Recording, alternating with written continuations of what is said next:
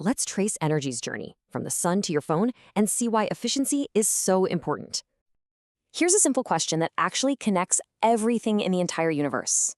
The answer? It's energy. It's the engine that drives, well, literally everything.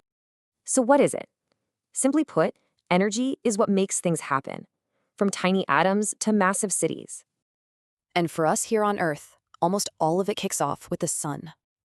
It all starts when plants grab that sunlight and turn it into chemical energy, basically food. Photosynthesis is just nature's brilliant way of bottling up sunshine for later. Next up, we and other animals eat those plants, and that stored energy gets passed on to us.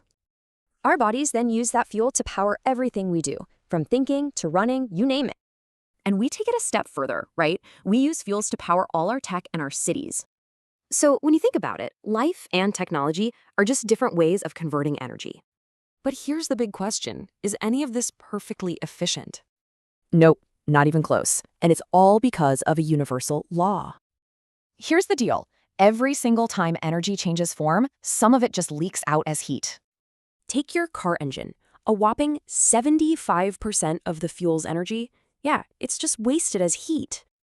Over time, all that useful, concentrated energy just spreads out and becomes, well, less useful. Okay, so why should you care about this unavoidable energy loss? It actually matters a lot. Because being more efficient saves resources, cuts pollution, and helps create a sustainable world. And think about fossil fuels. Burning them traps that waste heat, which, drives global warming. So, getting how energy works isn't just for scientists anymore. It's essential for all of us.